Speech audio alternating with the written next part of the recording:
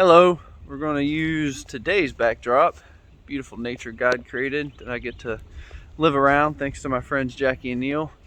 I used to get a question when I was in Jersey, and it always came up because as soon as I opened my mouth, the accent was like, "You ain't from around here," or "Why would you live here?" Like they sucked on a lemon and like it was so terrible.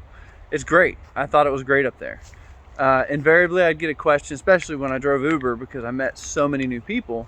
The question would be, what's better, Georgia or Jersey? Because we humans love to compare and put on a scale what's better, what's not. My answer was this: cakes and pies. One was cake, one was pie. I loved them both. I enjoyed the experience and I love them both, but I never compare them.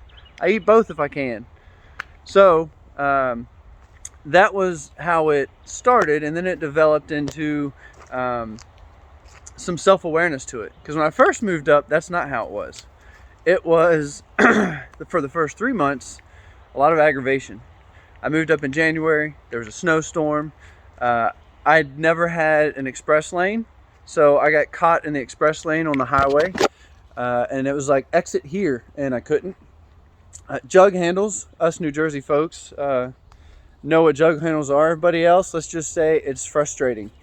The place that I lived, we couldn't control the thermostat. Someone else controlled the boiler. So I couldn't even pump my own gas. There were so many things I was frustrated with until I had an epiphany that I keep getting frustrated because this place isn't like where I came from. Part of why I came here was to experience something different.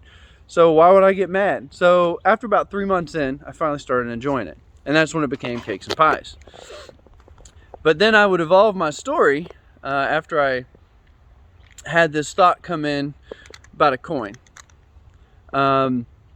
If you get this coin, it's brand new, it's a little physical actual Bitcoin, got it brand new. If I dropped it and it landed and one side got super scratched, but the other side was beautiful, what would happen?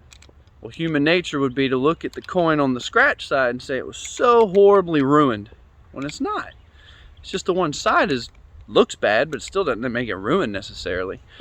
And we may acknowledge there's still the good side, but probably not. We would just be so focused on how horribly ruined it is, and that's life. We get so focused on how this didn't meet our expectations, or this didn't go how we wanted it to, and it's ruined. And really, you just got to flip the coin over and realize that you focus on the good, the positive, the things that are doing well, and you acknowledge the scratch side. That's the negative, the bad. It's part of life. It's there. Acknowledge it, but don't focus on it. You got to focus on the good side. And you know what happens when you're focused on the not scratch side? You don't even see the scratch side, but it goes the same way the other direction, and that's where we get stuck. And so today, just a quick little story about my life in Jersey and how it led to an epiphany that if you focus on the right side of the coin, you can't even see all the bad. And my friends, I am eternally optimistic, and sometimes to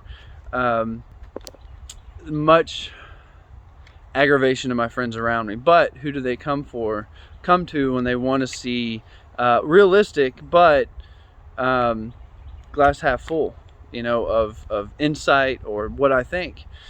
It's me, because they know I know the bad's there. It's part of life, but I look at the right side of the coin generally. And when I don't, I know I have friends that I can call to help me get out of the woods that I'm stuck in looking at the wrong side. So everybody have an awesome day. Take that, think about it for a minute, chew on it. Go get yourself a coin, scratch one side of it, leave it on your desk as a memento, maybe even. Or punch a hole in it, put it on a key ring, something, just to give yourself a little reminder. What side of the coin are you looking on in your daily life? Everybody have a beautiful day. Thanks for listening.